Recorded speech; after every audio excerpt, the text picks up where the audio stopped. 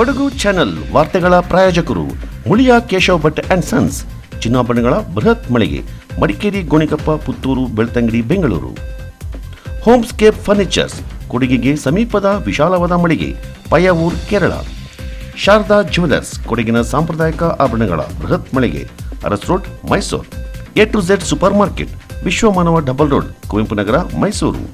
SLV Promax, corn mix and corn products, Kushalnagar. Prashanth furnitures, ನಿಮ್ಮ ಅಂದದ ಮನೆಗೆ ಚಂದದ ಪೀಠೋಪಕರಣಗಳ ಮಳಿಗೆ, ಇಂಡಸ್ಟ್ರಿಯಲ್ ಏರಿಯಾ, ಮಡಿಕೇರಿ. ಫ್ಯಾಬಿನ್ಸ್ ಫ್ಯಾಮಿಲಿ ರೆಸ್ಟೋರೆಂಟ್, ಬೆಕಾಚಿ resto cafe, always cell tower, Kohinoor ರಸ್ತೆ, ಮಡಿಕೇರಿ. ಧರ್ಮಸ್ಥಳದ ಬಗ್ಗೆ ಅವಹೇಳನ ಮಾಡಿದ್ದರಿಂದ ವಿರಾಜಪೇಟೆಯಲ್ಲಿ ವಿವಿಧ ಹಿಂದೂ ಪರ ಸಂಘಟನೆಗಳಿಂದ ಗಡಿಯಾರ ಕಂಬದ ಬಳಿ ರಾಜ್ಯ ಸರ್ಕಾರದ ವಿರುದ್ಧ ಪ್ರತಿಭಟನೆ ನಡೆಸಲಾಯಿತು. ಮಾಜಿ ಅಧ್ಯಕ್ಷ ರಾಬಿನ್ ದೇವಯ್ಯ ಧರ್ಮಸ್ಥಳದ ಬಗ್ಗೆ ಸುಳ್ಳು ಆರೋಪಗಳನ್ನು ಮಾಡಿದ ವ್ಯಕ್ತಿಗಳ ಬಗ್ಗೆ ಹಾಗೂ ಅವರನ್ನ ರಕ್ಷಣೆ ಮಾಡ್ತಾ ಇರುವ ಕಾಂಗ್ರೆಸ್ ಸರ್ಕಾರದ ವಿರುದ್ಧ ಮಾತನಾಡಿದರು.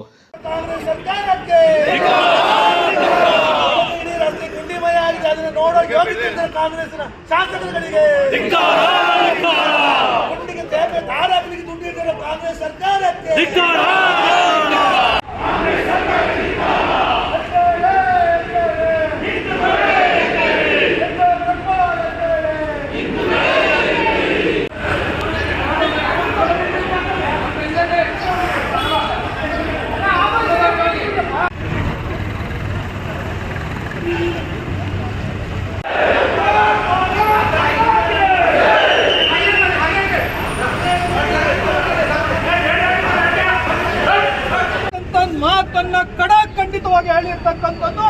ನನಗೆ ಪೊಲೀಸ್ ಇಲಾಖೆ ಮೇಲೆ ಡೌಟ್ ಬರ್ತಾ ಇದೆ. ಈ ಪೊಲೀಸ್ ಇಲಾಖೆ ಕಾಂಗ್ರೆಸ್ ಸರ್ಕಾರ ಹೇಳಿದಾಗೆ ಕುಡಿತಾ ಇದೆ ಅಂತ ಹೇಳ್ತಕ್ಕಂಥ ಡೌಟ್ ಬರ್ತಾ ಇದೆ.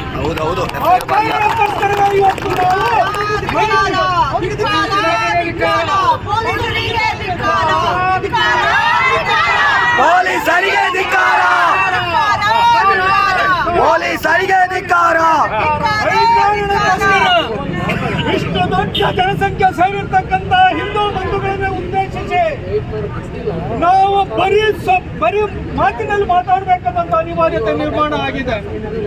ಬಂಧುಗಳೇ, ನಾವು ಈ ದೇಶದಲ್ಲಿ, ಭಾರತ ದೇಶದಲ್ಲಿ ಇರ್ತಕ್ಕಂಥ ಹಿಂದೂಗಳ ಸ್ವಾಸ್ಥ್ಯವನ್ನ ಕಾಪಾಡುವುದಕ್ಕೋಸ್ಕರ, ಹಿಂದೂಗಳ ಶ್ರದ್ಧಾ ಕೇಂದ್ರವನ್ನ ಉಳಿಸುವುದಕ್ಕೋಸ್ಕರ, ಹಿಂದೂಗಳ ಶ್ರದ್ಧಾ ಕೇಂದ್ರದ ಮೇಲೆ ನಿರಂತರವಾಗಿ ದಬ್ಬಾಳಿಕೆಯನ್ನು ಮಾಡ್ತಾ ಇರ್ತಕ್ಕಂಥ ಈ ಕಾಂಗ್ರೆಸ್ ಸರ್ಕಾರದ ವಿರುದ್ಧ ನಮ್ಮ ಹೋರಾಟ.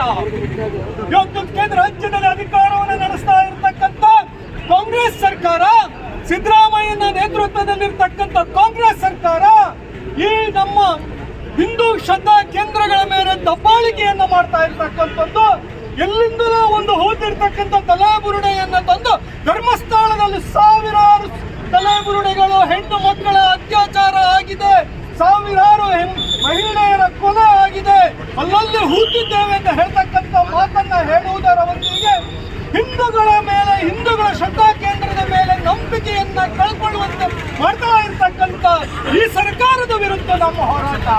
ನಂತರ ವಿರಾಜಪೇಟೆ ತಾಲೂಕು ಕಚೇರಿಯಲ್ಲಿ ಸಭೆ ಸೇರಿದ ಪ್ರತಿಭಟನಾಕಾರರು ತಾಲೂಕು ತಹಶೀಲ್ದಾರ್ ಪ್ರವೀಣ್ ಕುಮಾರ್ ಅವರಿಗೆ ಮನವಿಯನ್ನ ಸಲ್ಲಿಸಿದ್ರು. ಈ ಸಂದರ್ಭ ಸಂಸದ ಯದುವೀರ್ ಒಡೆಯರ್, ಮಾಜಿ ಶಾಸಕ KG ಬೋಪಯ್ಯ, ಮಂಡಲಾಧ್ಯಕ್ಷರಾದ ಸುವಿನ್ ಗಣಪತಿ, ಕಿಲನ್ ಗಣಪತಿ ಮತ್ತಿತರ ಪ್ರಮುಖರು ಪಾಲ್ಗೊಂಡಿದ್ದರು.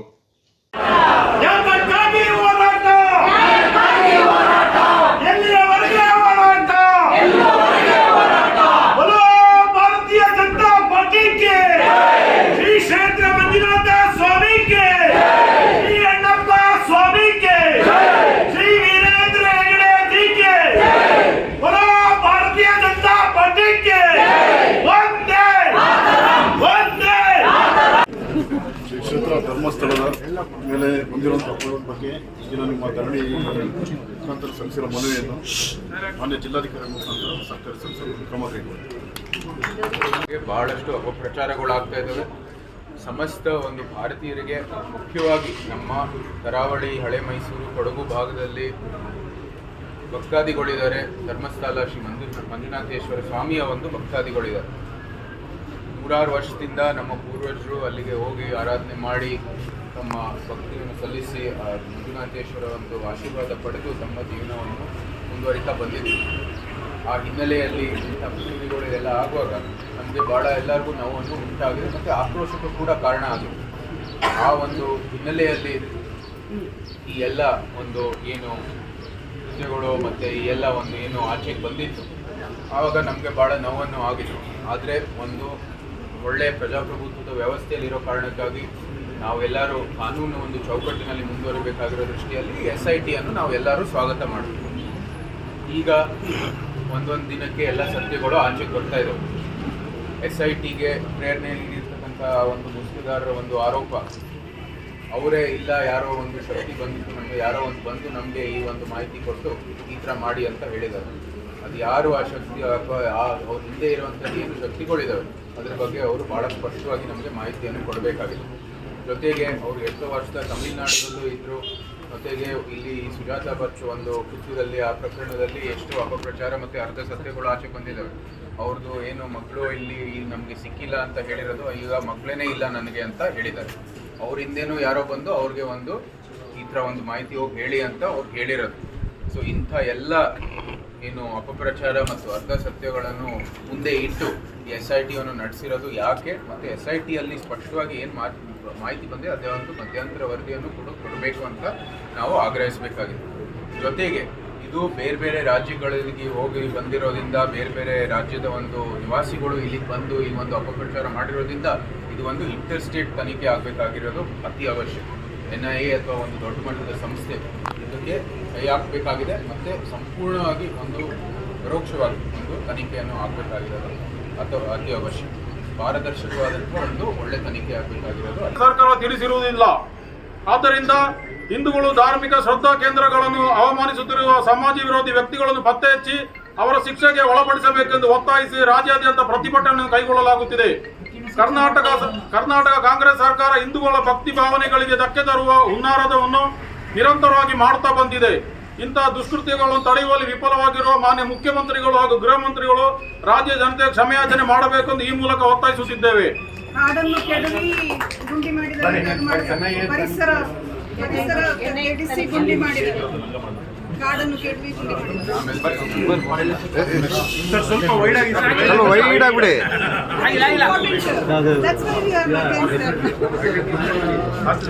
ಮೊಬೈಲ್ ಆದ್ರೆ ಒಂದು ಫೋಟೋ ಮಾಡಿದಾರಲ್ಲ.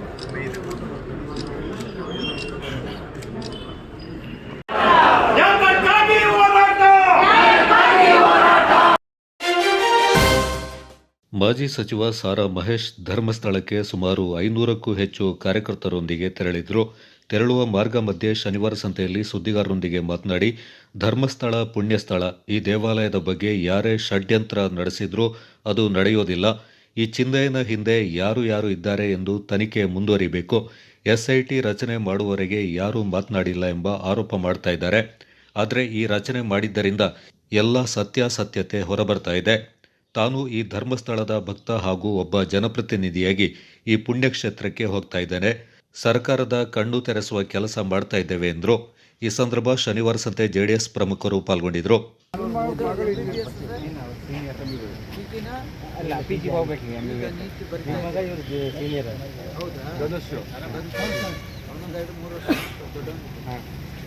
ಅಲ್ಲಿ ಪುಟ್ಟರಾಜನ ಬರೋ ಡೇಟ್ ಆಗುತ್ತೆ. ಭಾರಿ ಶ್ರಮ ತಗೊಂಡು ಎಲ್ಲ ವ್ಯವಸ್ಥೆ ಮಾಡಿದ್ರು. ಜನರು ಅವ್ರದ್ದೇ ಆದಂಥ ನಂಬಿಕೆಯನ್ನು ಇಟ್ಕೊಂಡಿದ್ದೀವಿ. ಏನೇ ಷಡ್ಯಂತ್ರ ಮಾಡಿದ್ರು ಕೂಡ ಅದ್ರ ಮೇಲೆ ಇರ್ತಕ್ಕಂಥ ಭಕ್ತಿ ಇದ್ದೇ ಇರುತ್ತೆ. ಜೊತೆಗೆ ಈಗೇನು ಆ ವ್ಯಕ್ತಿ ಇದ್ದಾರೆ, ಆ ವ್ಯಕ್ತಿ ಹಿಂದೆ ಬೇರೆ ಯಾವುದೋ ಒಂದು ಶಕ್ತಿ ಇದೆ. ಆ ದುಷ್ಟಶಕ್ತಿ ಯಾವುದು ಅನ್ನೋದನ್ನು ಅವ್ರು ಫೈಂಡ್ ಔಟ್ ಮಾಡಬೇಕು. ಮಾಡಿದ್ದು ಏನು SITಯನ್ನು ಮಾಡಿದಂಥ ಸಂದರ್ಭದಲ್ಲಿ ಇಂಥ ಆರೋಪಗಳು ಬಂದಾಗ ಒಂದು ಕ್ಲಾರಿಟಿ ಸಿಕ್ಕಲಿ, ಜನಕ್ಕೂ ಕೂಡ ನಾವೇನೋ ಮಾಡ್ತಾಯಿದ್ದೀವಿ ಅಂತ ಹೇಳಿದ್ರೆ ತನಿಖೆ ಮಾಡುವಂಥ ಸಂದರ್ಭದಲ್ಲಿ ಇವರು ಭಯ ಏಕೆ ಅಂತೇಳಿ ಅದಕ್ಕೆ ಯಾರು ಕೂಡ ಅಡ್ಡ ಮಾಡಲಿಕ್ಕೆ ಹೋಗಲಿಲ್ಲ. ಆದರೆ ಈಗ ಅದು ಕ್ಲಾರಿಟಿ ಸಿಕ್ಕಿದ ನಂತರನಾದರೂ ಯಾವುದೋ ಒಬ್ಬ ವ್ಯಕ್ತಿ ಮಾಡಲಿಕ್ಕೆ ಸಾಧ್ಯ ಇಲ್ಲ. ಅದಕ್ಕೆ ನಮ್ಮೆಲ್ಲರೂ ಒತ್ತಾಯ, ಇದು ಯಾವುದೋ ಒಂದು ಸಂಘಟನೆ ಇದೆ, ಯಾವುದೋ ಒಂದು ದುಷ್ಟಶಕ್ತಿ ಇದೆ, ಅದನ್ನು ಯಾರು ಅಂತ ಪತ್ತೆ ಹಚ್ಚಿ ನಿಷ್ಪಕ್ಷಪಾತವಾಗಿ ತನಿಖೆ ಮಾಡಿ ಅಂತೇಳಿ ಒತ್ತಾಯ. ಆ ಭಾಗಕ್ಕೆ ನಾವು ಪ್ರಾರ್ಥನೆಯನ್ನು ಮಾಡಲಿಕ್ಕೆ ಹೋಗ್ತಾ ಇದ್ದೀವಿ. ಜೊತೆಗೆ ಇದು ಸರ್ಕಾರದ ಗಮನವನ್ನು ಸೆಳೆಯುವಂಥದ್ದು. ಇದು ಹಿಂದೆ ಇರ್ತಕ್ಕಂಥವ್ರು ಈ ಕಡೆ ಬಂದು ಘಟನೆ ಆಗಿದ್ರು ಕೂಡ ಅದನ್ನು ಬಲಿ ಹಾಕುವಂಥ ಕೆಲಸ ಆಗಬೇಕು. ಇದ್ರ ಹಿಂದೆ ಯಾರಿದ್ದಾರೆ ಅನ್ನೋದನ್ನ ಕಂಡುಹಿಡಿಬೇಕು ಅನ್ನುವಂಥದ್ದು ನಮ್ಮ ಒತ್ತಾಯ ಇದ್ದೀವಿ. ಈ ರಾಜ್ಯದ ಒಬ್ಬ ಪ್ರಜೆಯಾಗೂ ಹೋಗ್ತಾ ಇದ್ದೀವಿ. ಜೊತೆಗೆ ಸರ್ಕಾರವನ್ನು ಕಣ್ತರಿಸಬೇಕು ಅನ್ನುವಂಥ ಒತ್ತಾಯ ಕೂಡ ಮಾಡಲಿಕ್ಕೆ ಹೋಗ್ತಾ ಇದ್ದೀವಿ. ಅನ್ನಭಾಗ್ಯದ ಅಕ್ಕಿ ಕಾಳಸಂತೆಯಲ್ಲಿ ಮಾರಾಟ ಮಾಡಿರುವ ಆಹಾರ ಇಲಾಖೆ ಅಧಿಕಾರಿಗಳು ದಾಳಿ ಮಾಡಿ ಭಾರೀ ಪ್ರಮಾಣದ ಅಕ್ಕಿಯನ್ನು ವಶಪಡಿಸಿಕೊಂಡಿರುವ ಘಟನೆ ಸೋಮರಪೇಟೆಯಲ್ಲಿ ನಡೆದಿದೆ. ಬಡಜನರ ಅನುಕೂಲಕ್ಕಾಗಿ ಸರ್ಕಾರ ನೀಡ್ತಾ ಇರುವ ಪಡಿತರ ಅಕ್ಕಿಯಿಂದ ಕಾಳಸಂತೆಯಲ್ಲಿ ಮಾರಾಟ ಮಾಡಿರುವ ದುರುಳರು ಒಂದೆಡೆಯಾದರೆ ಆ ಅಕ್ಕಿಯಿಂದ ಕಡಿಮೆ ಬೆಲೆಯಲ್ಲಿ ಕೊಂಡುಕೊಂಡು ಬೇರೆ ಕಡೆಗೆ ಸಾಗಿಸುವ ವ್ಯವಸ್ಥಿತ ಜಾಲ ಸೋಮರಪೇಟೆ ಪಟ್ಟಣದಲ್ಲಿ ನಡೆದಿದೆ.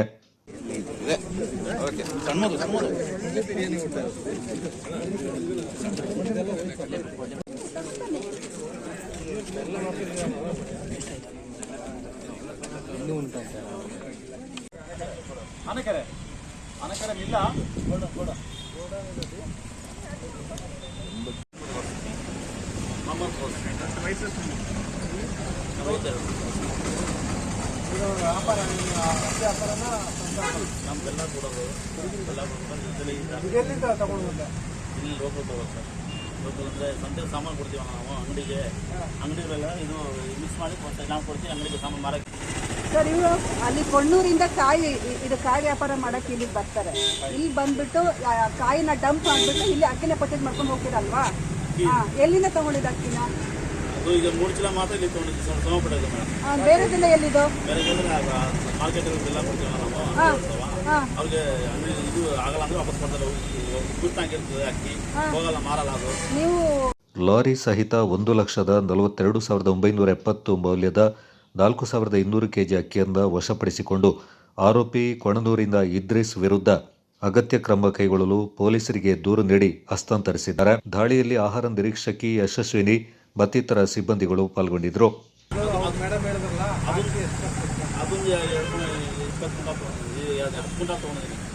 ಇದು ಮಿಲ್ಲದ ಅಂಗಡಿಗೆ ಕೊಡೋಕ್ಕೆ ನಮ್ಮ ಮಿಕ್ಸಿ ಎಲ್ಲ ಮಾಡಿ ಕೊಡೋದು ಅಂಗಡಿಗೆ.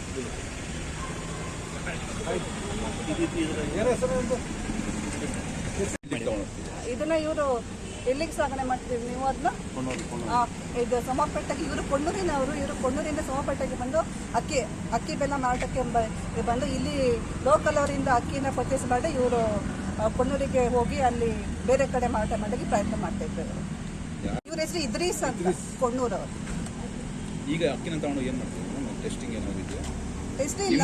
ಈಗ ನಮ್ಮ ಪಡಿತರ ಚೀಟಿ ನಾವು ಹೆಂಗೆ ದೃಢಪಡಿಸ್ತೀವಿ ಅಂತ ಹೇಳಿದ್ರೆ, ನಮ್ಮ ಅಕ್ಕಿಯಲ್ಲಿ ನಾವು ಸಾರವರ್ಧಿತ ಅಕ್ಕಿನ ನಾವು ಮಿಕ್ಸ್ ಮಾಡಿರ್ತೀವಿ. ಸೊ ಸಾರವರ್ಧಿತ ಅಕ್ಕಿಯಲ್ಲಿ ಸಾರವರ್ಧಿತ ಅಕ್ಕಿ ಕಾಳುಗಳು ಕಂಡು ಬಂದರೆ ಅದು ನಮ್ಮ ಪಡಿತರ ಚೀಟಿ ಅಕ್ಕಿ ಅಂತ ನಮ್ಗೆ ಅದು ಗೊತ್ತಾಗುತ್ತೆ. ಬೇರೆ ಕಡೆ ಎಲ್ಲೋ ಆ ಥರ ಮಾರ್ಕೆಟಲ್ಲಿ ಇಲ್ಲ, ನಮಗೆ ಮಾರ್ಕೆಟಲ್ಲಿ ನಮ್ಗೆ ಅದು ಯಾವುದೋ ಇದು ಕಂಡು ಬಂದಿಲ್ಲ.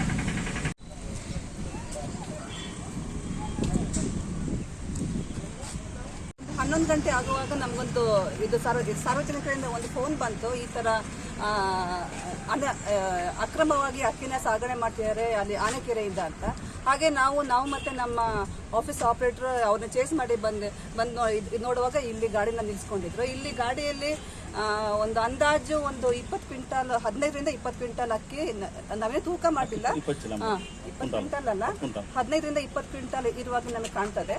ನಾವು ಇದನ್ನ EC ಆ್ಯಕ್ಟಲ್ಲಿ ನಾವು ಇವರು ಇದು ಕ್ರಮ ಕೈಗೊಳ್ಳಲಿಕ್ಕೆ ನಾವು ಮುಂದೆ ಇದು ಮಾಡ್ತೀವಿ.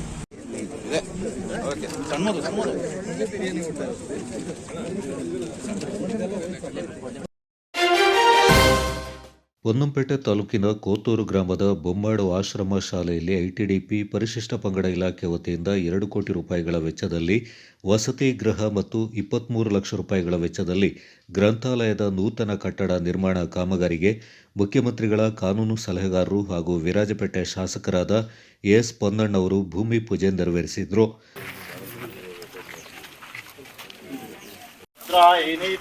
नमः। ओम कात्यायनाय विद्महे कन्याकुमारी धीमहि तन्नो दुर्गे प्रचोदयातु। भूम्यै नमः।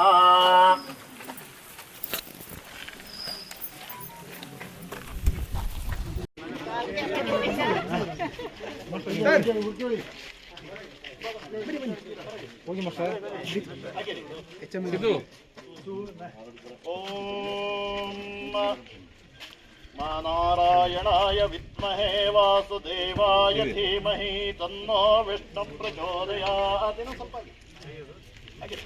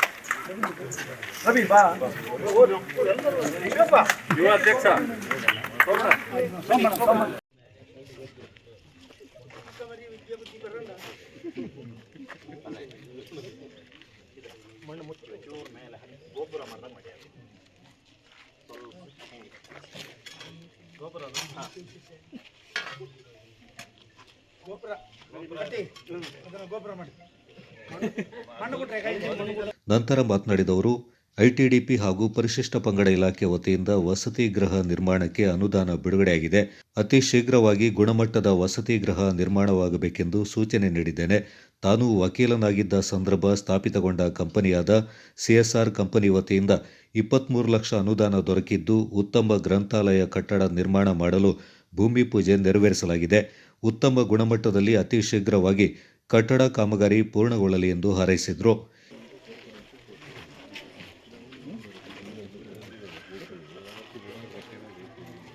ನಾವೆಲ್ಲರೂ ಕೂಡ ಇವತ್ತು ಬೊಮ್ಮಾಡ್ ಆಡಿ ಕೊತ್ತೂರು ಗ್ರಾಮ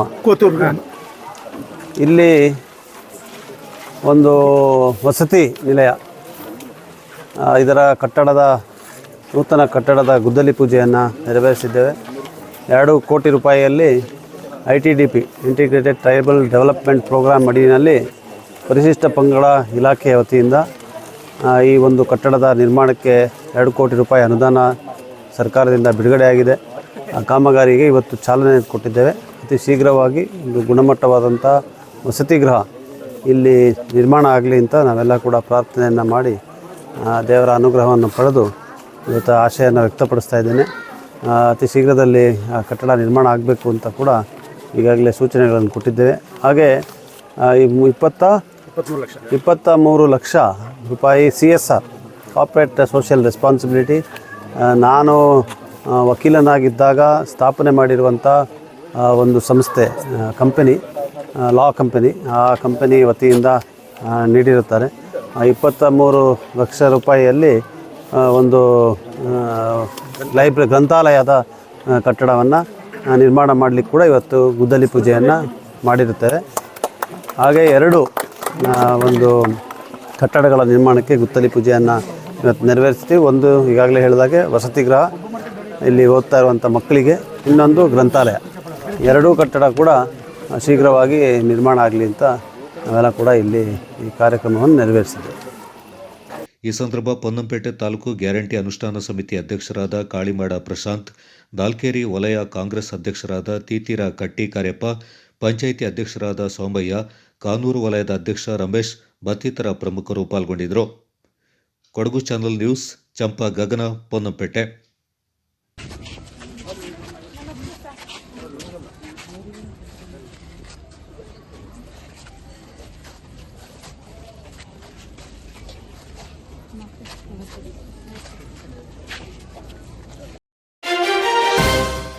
ರಾಜಯೋಗಿನಿ ದಾದಿ ಪ್ರಕಾಶ್ ಮಣಿಯವರ 18ನೇ ಪುಣ್ಯಸ್ಮರಣೆಯ ಅಂಗವಾಗಿ ಮಡಿಕೇರಿಯಲ್ಲಿ ರಕ್ತದಾನ ಶಿಬಿರ ನಡೆಯಲಿದೆ. ಮಡಿಕೇರಿಯ ಪ್ರಜಾಪಿತ ಬ್ರಹ್ಮಕುಮಾರಿ ಈಶ್ವರೀಯ ವಿಶ್ವವಿದ್ಯಾಲಯ, ಸಮಾಜ ಸೇವಾ ವಿಭಾಗ ಹಾಗೂ ಜಿಲ್ಲಾ ರಕ್ತನಿಧಿ ಕೇಂದ್ರದ ಸಹಯೋಗದಲ್ಲಿ ನಗರದ ಬ್ರಹ್ಮಕುಮಾರಿ ಲೈಟ್ ಸಭಾಂಗಣದಲ್ಲಿ ನಡೆದ ಶಿಬಿರದಲ್ಲಿ ಹೆಚ್ಚಿನ ಸಂಖ್ಯೆಯ ದಾನಿಗಳು ಹಾಗೂ ಭಕ್ತರು ಪಾಲ್ಗೊಂಡಿದ್ದರು. ಬ್ರಹ್ಮಕುಮಾರಿ ಲೈಟ್ ಹೌಸ್ನ ಜಿಲ್ಲಾ ಸಂಚಾಲಕರಾದ ರಾಜಯೋಗಿನಿ ಬ್ರಹ್ಮಕುಮಾರಿ ಗಾಯತ್ರಿಯವರು ದಿವ್ಯ ಸಾನ್ನಿಧ್ಯ ವಹಿಸಿ ರಕ್ತದಾನದ ಮಹತ್ವದ ಕುರಿತು ವಿವರಿಸಿದರು. ಅತಿ ಹೆಚ್ಚು ಬಾರಿ ರಕ್ತದಾನ ಮಾಡಿದ ಪೊಲೀಸ್ ಅಧಿಕಾರಿ ರಾಮಪ್ಪ ಹಾಗೂ ಸಮಾಜ ಸೇವಕ ಖಲೀಲ್ ಅವರನ್ನ ಇದೇ ಸಂದರ್ಭ ಸನ್ಮಾನಿಸಿ ಗೌರವಿಸಲಾಯಿತು.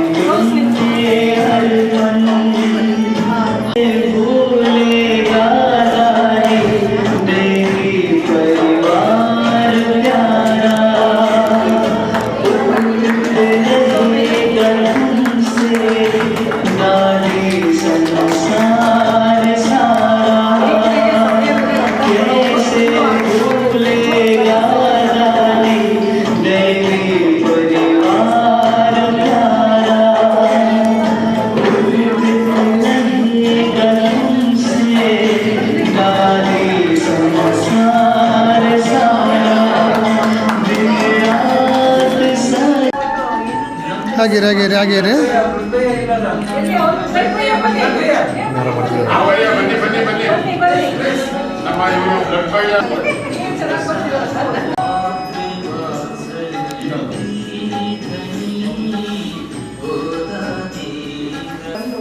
ತಾವೇನು ಅನುಭವ ಮಾಡಿದ್ದೀರ? ನಾವು ಸಂಕಲ್ಪ ಮಾಡ್ತಿದ್ದೀವಿ, ದಾದೀಜಿಯವರ ವೈಬ್ರೇಷನ್ ನಿಮ್ಮನ್ನ ಇಲ್ಲಿವರೆಗೆ ಕರೆತಂದಿರೋದು ಅಂತ. ಅವರ ಶುಭ ಸಂಕಲ್ಪ, ಅವರ ಒಂದು ಶಕ್ತಿ, ತಪಸ್ಸಿನ ಶಕ್ತಿ ಆತ್ಮಗಳನ್ನ ಪರಮಾತ್ಮನ ಸನ್ನಿಧಿಗೆ ತರುವಂತಹ ವಿಶೇಷ ಒಂದು ಕಾರಣ ಅವರ ಒಂದು ಶುಭ ಪ್ಯೂರ್ ವೈಬ್ರೇಷನ್. ಕಳೆದ 4 ದಿನದಲ್ಲಿ ಇದು 3ನೆಯ ಶಿಬಿರ. ಶುಕ್ರವಾರ, ಶನಿವಾರ ಹಾಗೆ ಭಾನುವಾರ ನಡೆಸಬೇಕು. ಸೋಮವಾರ ಮತ್ತೆ ಬ್ರಹ್ಮಕುಮಾರಿ ಪ್ರಜಾಪಿತ ಬ್ರಹ್ಮಕುಮಾರಿ ಆಶ್ರಮದ ಬಗ್ಗೆ ಕೇಳಿದ್ವಿ. ಒಂದು ಅನುಭವ ಇರಲಿಲ್ಲ. ಬ್ರಹ್ಮಕುಮಾರೀಸ್ ಅಂತಂದರೆ ಧ್ಯಾನ ಶಿಬಿರ, ಯಾವಾಗಲೂ ಧ್ಯಾನ ಮಾಡ್ತಾ ಇರ್ತಾರೆ, ಧ್ಯಾನ ಶಿಬಿರಗಳು ನಡೀತಾ ಇದೆ ಅಂತ ಗೊತ್ತಿತ್ತು. ಆದರೆ ರಕ್ತದಾನ ಶಿಬಿರ ಮಾಡ್ತಾರೆ ಅಂತ ಗೊತ್ತಿರಲಿಲ್ಲ. ಇದು ಮೊದಲನೆಯದಾಗಿ ದೇಶಾದ್ಯಂತ ಈ ಒಂದು ಗಾಂಧೀಜಿ ಪ್ರಕಾಶ್ ಬಿಡಿ ಅವರ 15ನೇ ಪುಣ್ಯಸ್ಮರಣೆಯ ಅಂಗವಾಗಿ ಈ ಒಂದು ದೇಶಾದ್ಯಂತ ರಕ್ತದಾನ ಶಿಬಿರಗಳನ್ನು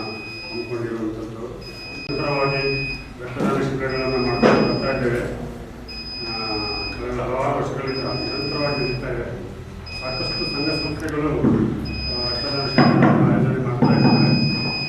ಅದು ಅನಿವಾರ್ಯ ಕೂಡ ಒಂದು ಹೆಚ್ಚಿನ ಒಂದು ಬೇಡಿಕೆ ಇತ್ತೀಚಿನ ದಿನಗಳಲ್ಲಿ ಹೆಚ್ಚಾ ಇರೋದ್ರಿಂದ ಎಲ್ಲ ಸಂಘ ಸಂಸ್ಥೆಗಳಲ್ಲೂ ಕೂಡ ನಾನು ನಿರಂತರವಾಗಿ ಅದನ್ನು ಎಲ್ಲ ಕಡೆ ಹೊರ ಕಡೆ ಎಲ್ಲ ಕೇಳ್ಕೊಳ್ತೀನಿ.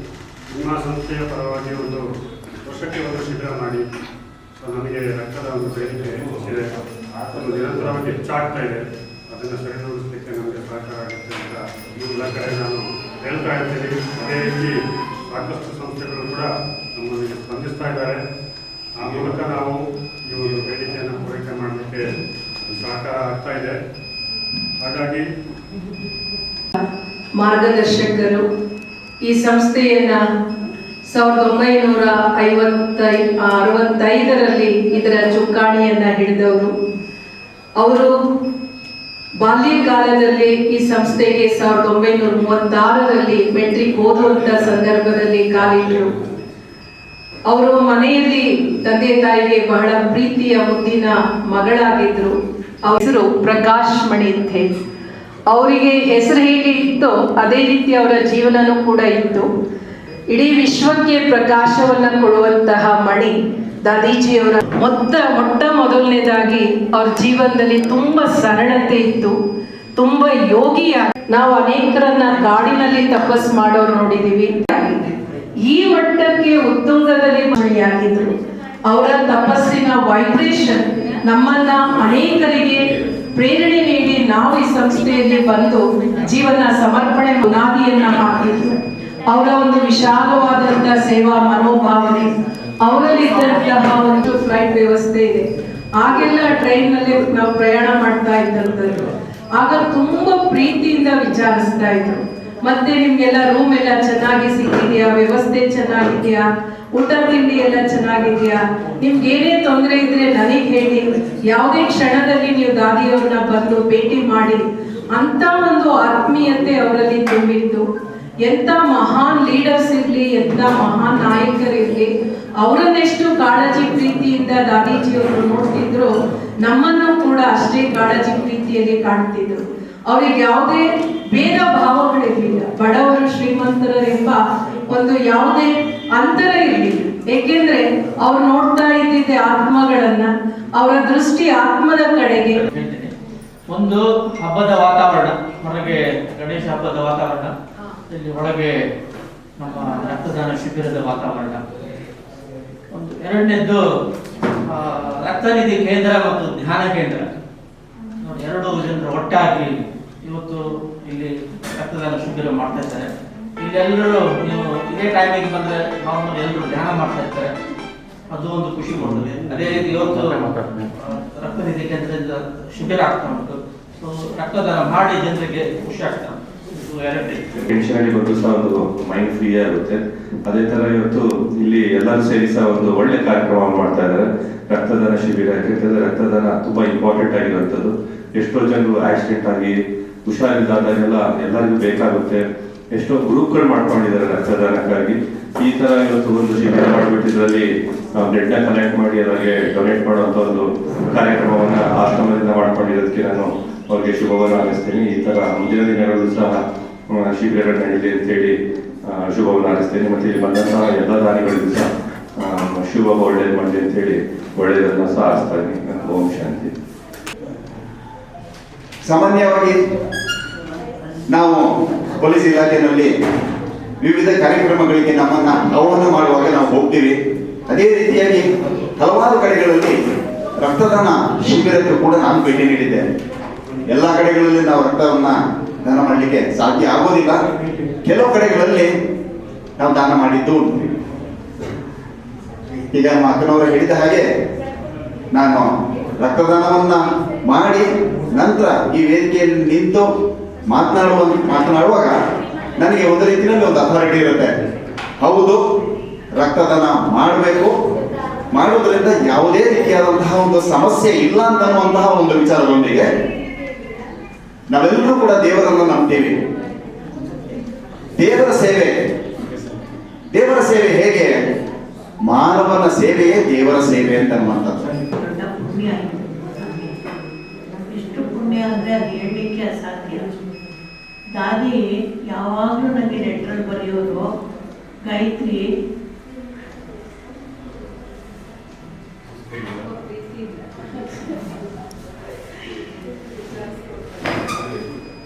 ಆನಂದ ಬಾಷ್ಪ ಅಂತಾರೆ, ಅದು ಬಂದ್ಬಿಡುತ್ತೆ ಬೇಗ ನಮಗೆ.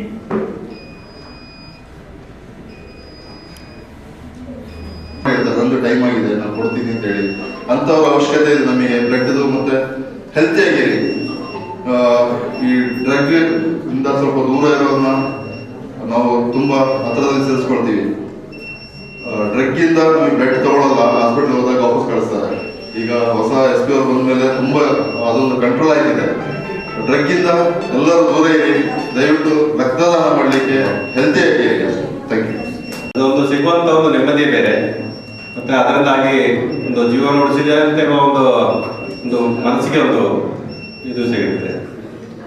ಆದ್ದರಿಂದ ಎಲ್ಲರೂ ಒಂದು ರಕ್ತದಾನ ಮಾಡೋಕ್ಕೆ ಮುಂದೆ ಬರಬೇಕು. ಇದೆ ರಕ್ತದಾನದಿಂದ ಯಾವುದೇ ತೊಂದರೆ ಇಲ್ಲ ಅಂತ ನಮ್ಮ ಡಾಕ್ಟರ್ ಅವರು ಸಾರಿ ಹೇಳ್ತಾ ಇದ್ದಾರೆ. ಆದರೂ ಸ್ವಲ್ಪ ಮುಂದೆ ಬರುವವರ ಸಂಖ್ಯೆ ಕಡಿಮೆ ಇದೆ. ರಕ್ತ ತುಂಬ ಬೇಕು, ಆದರೆ ರಕ್ತದಾನ ಮಾಡುವವರ ಸಂಖ್ಯೆ ಕಡಿಮೆ ಇದೆ. ಅದರಿಂದ ಎಲ್ಲರೂ ಒಂದು ರಕ್ತದಾನ ಮಾಡಿ ಸಹಕರಿಸಬೇಕು ಅಂತ ಕೇಳ್ಕೊಂಡು ನಾನು ಮಾತಾಡ್ತೀನಿ. ಧನ್ಯವಾದ. ಎಲ್ಲರಿಗೂ ನಮಸ್ಕಾರ. ಇವತ್ತೊಂದು ದಿನ ಗಾಂಧೀಜಿಯವರ ಪುಣ್ಯಸ್ಮರಣೆಗೆ ನಾವು ಒಂದು ಕಾರ್ಯಕ್ರಮ ಮಾಡಿದ್ದೀವಿ. ಹಾಗಾಗಿ ಎಲ್ಲರೂ ಒಳ್ಳೆ ಈ ಒಂದು ಪವಿತ್ರವಾದ ಕಾರ್ಯದಲ್ಲಿ ಎಲ್ಲರೂ ಭಾಗಿಯಾಗಬೇಕು. ಅದೇ ರೀತಿ ರಕ್ತದಾನದ ಬಗ್ಗೆ ಬಹಳಷ್ಟು ವೇದಿಕೆಯವರೆಲ್ಲರೂ ಮಾತಾಡಿದ್ದಾರೆ. ಆದರೂ ಸಮಾಜಕ್ಕೆ ಬೇಕಾದಂಥ ಒಬ್ಬ ಜೀವ ಉಳಿಸಲಿಕ್ಕೆ ರಕ್ತದಾನವನ್ನು ಎಲ್ಲರೂ ಮದುವೆ ಮಾಡಬೇಕು ಅಂತ ಕೇಳ್ಕೊಳ್ತಾ ಎಲ್ಲರಿಗೂ ಶುಭ ಹಾರೈಸ್ತೀನಿ. ಧನ್ಯವಾದ. ಎಲ್ಲರಿಗೂ ಒಳ್ಳೆಯದಾಗಲಿ.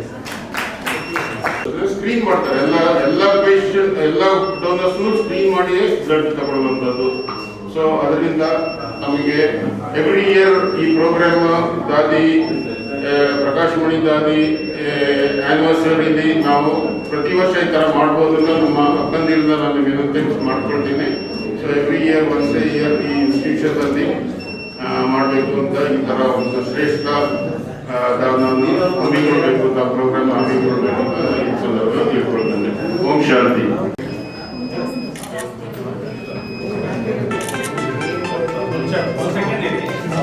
ಬರ್ತಾರಾ? ಬನ್ನಿ.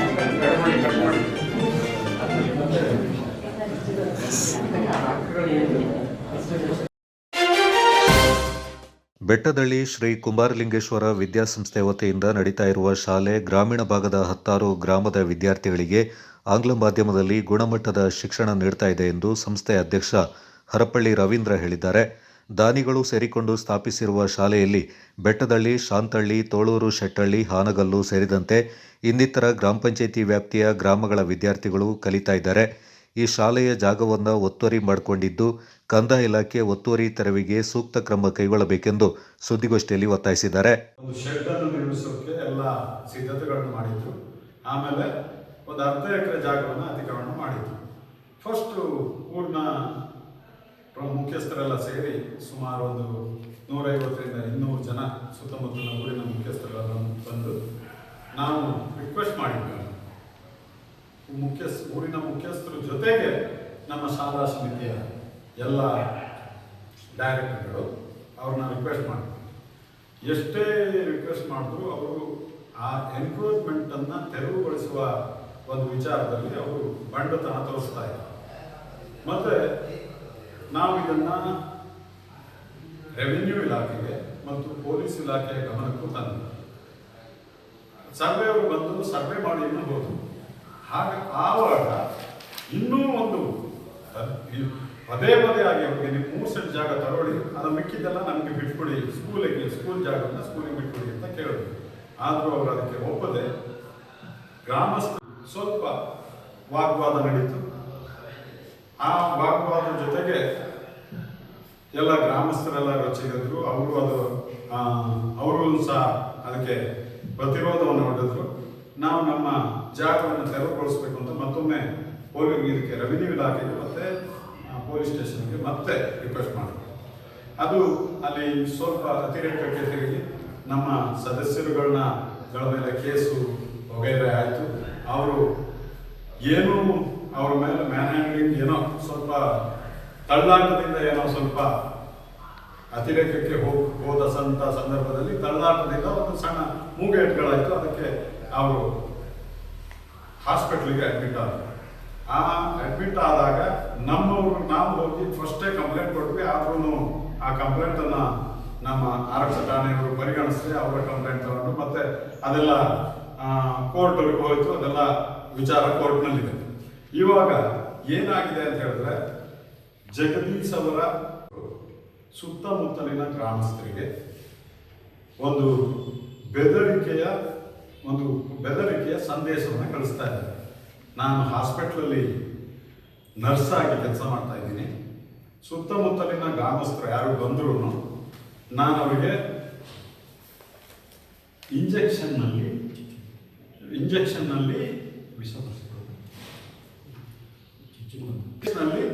ಬೇರೆ ವಿಧವಾದ ಚುಚ್ಚುಮದ್ದನ್ನು ಕೊಡ್ತೀವಿ ಅನ್ನುವ ಒಂದು ಗಾಬರಿಯ ಸಂದೇಶವನ್ನು ಇಡೀ ಗ್ರಾಮಸ್ಥರಿಗೆ ಮತ್ತು ಮಕ್ಕಳಿಗೆ ಹರಡ್ತಾ ಇದ್ದಾರೆ.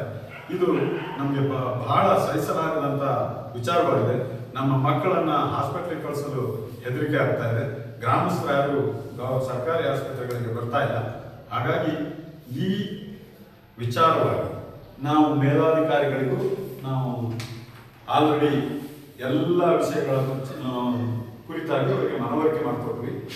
ಆದರೆ ಮಾನ್ಯ ತಹಸೀಲ್ದಾರ್ ಅವರಿಗೂ ಕೊಟ್ವಿ, ಮಾನ್ಯ ಆರೋಗ್ಯ ಸಚಿವರು ಕರ್ನಾಟಕ ಸರ್ಕಾರಕ್ಕೂ ಕೊಟ್ವಿ, ಪ್ರಧಾನ ಕಾರ್ಯದರ್ಶಿಗಳು ಆರೋಗ್ಯ ಹಾಗೂ ಕುಟುಂಬ ಕಲ್ಯಾಣ ಇಲಾಖೆ ಇವರಿಗೂ ಕೊಟ್ಟಿದ್ದೀವಿ. ಆದ್ರೂ ಯಾವುದೇ ಒಂದು ಕಾನೂನಿನ ಅಡಿಯಲ್ಲಿ ಅಥವಾ ಸಮರ್ಪಕವಾದ ಡಿಸಿಷನ್ ಅವರು ಇದುವರೆಗೆ ತಗೊಂಡಿಲ್ಲ. ಹಾಗಾಗಿ ಸುತ್ತಮುತ್ತಲಿನ ಗ್ರಾಮಸ್ಥರು ನಾವೇನು ಇಲ್ಲಿ ಕೂತ್ಕೊಂಡಿದ್ದೀವಿ, ಇವರು ಗ್ರಾಮದ ಅಧ್ಯಕ್ಷರುಗಳು ಮತ್ತು ಎಲ್ಲ ಸುತ್ತಮುತ್ತಲಿನ ಗ್ರಾಮದವರು ಭಯದ ವಾತಾವರಣ ಇರೋದ್ರಿಂದ